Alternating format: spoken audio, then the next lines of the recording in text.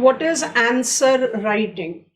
How do you take up answer writing in your stride to create a logical, well informative answer that will fetch you good marks?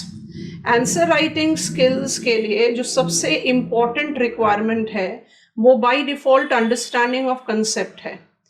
And as we are hopeful to write the upcoming main examination, ये हम perceive करके चलते हैं that we have understood the topics and we have covered our syllabus. अब हमने जब अपना syllabus cover कर लिया है and we are aware of all the things that are required to be prepared, अब हमें specifications लेने की ज़रूरत है. तो जो दूसरी चीज़ आती है वो आती है understanding the specifications और understanding the requirements of the asked question. अब स्पेसिफिकेशंस जो है वो डिमांड ऑफ क्वेश्चन पर डिपेंड करता है. Apart from demand of question आपको एक बहुत इंपॉर्टेंट चीज़ अपने दिमाग में रखनी है, वो है what is maximum marks of question. Because you need to understand that examiner कोई भी एक क्वेश्चन को 10 मार्कर दे सकता है, 15 मार्कर दे सकता है और 20 मार्कर दे सकता है. And same question with 3 different lens, examiner is looking in for 3 different details. तो मुझे मैक्सिमम मार्क्स को भी दिमाग में रखना है और स्पेसिफिकेशन को भी दिमाग में रखना है. इसमें जो maximum marks which determines the length of the answer from 150 words to 250 plus words, वहां पर आपका ना तो कटिंग काम चलेगा और ना डिस्टॉर्टेड एक्सटेंशन का काम चलेगा. आपको एक ऐसा आंसर क्रिएट करना है जो अगर श्रिंक किया जाए तो उसकी क्वालिटी डिप्लीट ना हो और स्ट्रेच किया जाए तो उसकी क्वालिटी मेंटेन रहे.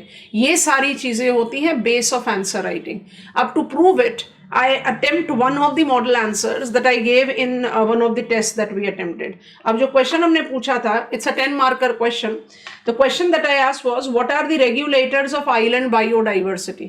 अगर हम स्पेसिफिक क्वेश्चन के बारे में सोचें, 10 मार्क का क्वेश्चन है, 150 वर्ड लिखना है, तो इसको किस तरह से लिखना चाहिए. तो मुझे सबसे पहली रिक्वायरमेंट ये दिखाई देती है that I need to talk about island biodiversity, and that is what we have done in the first 2 small paragraphs of the answer, that the patches of landscape are not always connected and often project small size and distance from each other due to habitat fragmentation, which can also have human interference. ठीक है. उसके बाद हमने एक और appropriate introductory line the, that the attempt to understand how species adapt to these patches is traced back to MacArthur and Edward Wilson way back in 1963 as they proposed the theory of island or insular biodiversity. Insular or island biodiversity is the biodiversity that relates to a particular island. And then because we have to talk about island biodiversity और scope कम है यहाँ पर लिखने का because it is a short length answer, तो हमने ये island biodiversity का एक diagrammatic representation देकर एग्जामिनर को अपना टाइम और स्पेस सेव किया कि island biodiversity involves immigration, speciation and extinction as the important constituent in relevance to time. That facilitates the genesis of island biodiversity. जब आपने regulators of island biodiversity को इस diagram से specify कर दिया, you are taking the demarcation of regulators का elaboration, because we can appropriately fall with our answer of 150 words in 2 pages. So we are taking that.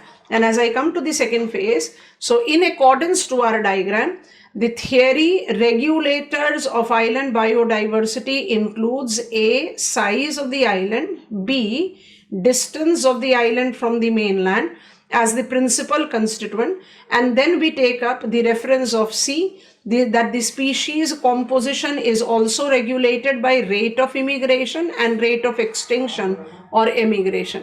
यहाँ पर हमने diagram number 2 भी add कर दिया. Bigger sized island will have more biodiversity, smaller size will have less biodiversity.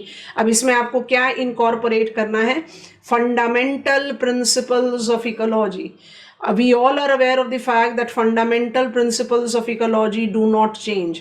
तो island छोटा हो तो उसमें बायोडाइवर्सिटी कम होनी चाहिए, लेकिन अगर वो छोटा आइलैंड इक्वेटोरियल बेल्ट पर है जैसे गलापागोस है और एक बड़ा आइलैंड लाइक ग्रीनलैंड जो कि आर्कटिक रीजन में है, automatically Galapagos will be with more biodiversity. और कंक्लूड करते समय हमने ले लिया, in all Less competition, more mutualism, higher endemism are the typical characteristics of island biodiversity.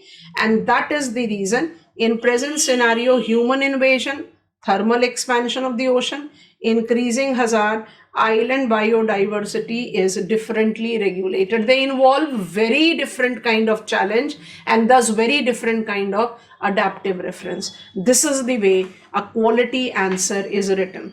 तो आपको क्या करना है, कंटेंट आपके दिमाग में है, आपने उस कंटेंट को एक सॉर्ट ऑफ फ्रेमिंग में डालना है और एग्जामिनेशन हॉल में आपके पास लग्जरी ऑफ टाइम नहीं होता. So as you read the question you should come up with the frame with appropriation of the diagram.